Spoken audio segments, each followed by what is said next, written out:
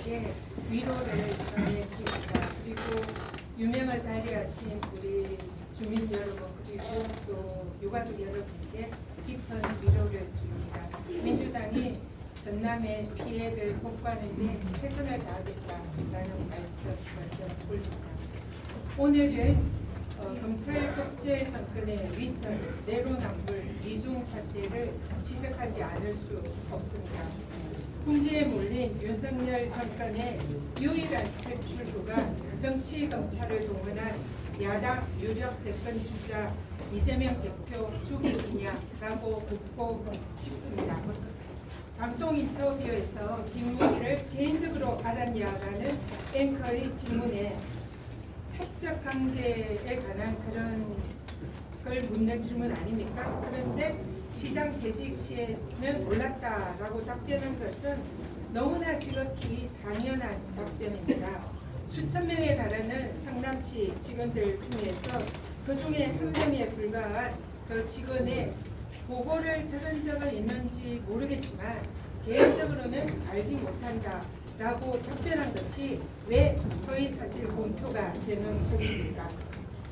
정적 김대중 대통령을 그렇게도 죽이려고 현행판에서 수정하려고 했던 박정희 정권 때의 악몽이 떠오릅니다.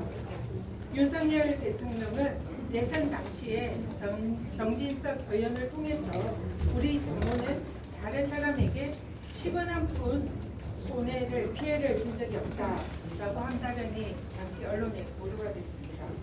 그리고 왕자를 손에 새겨서 그렇게 방송에 나와서 무속에 의존한다는 의혹이 제기가 되자 부인 김건희 여사가 구약 성경을 다 외운다라는 발언을 버젓이하고 무속 의혹을 갈아치려고 했었습니다.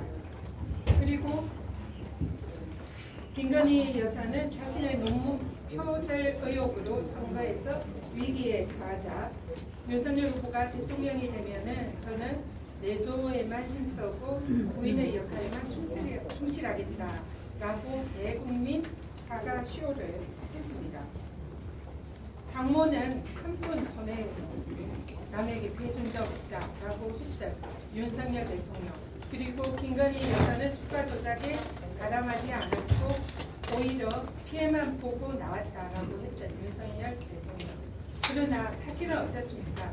실제로 장모는 장고 증명서 위조로 징역 1년을 선고받았습니다. 그리고 주위 사람들에게 손해를 끼쳤습니다. 김건희 여사 주가 조작 의혹에 전주로서 적어도 가담을 했고 또 장모와 함께 23억에 가까운 금액의 이익을 취했다는 것이 최근에 밝혀졌습니다. 김건희 여사 내조에 충실하겠다고 해놓고는 지금은 사실상 권력 실세로서 대통령 행세를 하고 있는 것 아닙니까? 대통령 후보가 당선을 위해서 선거 때 위기에 몰렸을 때 이렇게 뻔한 거짓말을 했다면 그것이야말로 허위사실 공표가 아니겠습니까? 검찰은 적어도 형식적인 균형이라도 갖추려면 지금이라도 김건희 여사를 소환해서 실제로 구약 성경 다 외우는지 확인이라도 해야 될 거 아닙니까? 야당 대표는 없는 제도 만들어서 망신주기식 수사에다가 법정 명령까지 하는 검찰입니다. 재판정에 계속 세워서 정치 생명을 빼앗으려고 하고 있습니다. 검사 출신 대통령은 그런데 있는 제도 덮어서 면죄부를 주고 수사조차 제대로 하지 않고 있는 검찰입니다. 자, 우리가 그래서 정치 검찰이라고 부르는 겁니다. 그래서 국민들이 검찰 못 믿겠다, 특검하자, 검찰의 수사권을 박탈하고 검찰개혁하자 이렇게 말하고 있는 거 아닙니까? 지금의 검찰개혁을 자초하는 것은 다름 아닌 정치 검찰이라는 것을 명심하기 바라고 지금이라도 윤석열 대통령 후보 적극적으로 수사에 나서기 바랍니다. 이상입니다.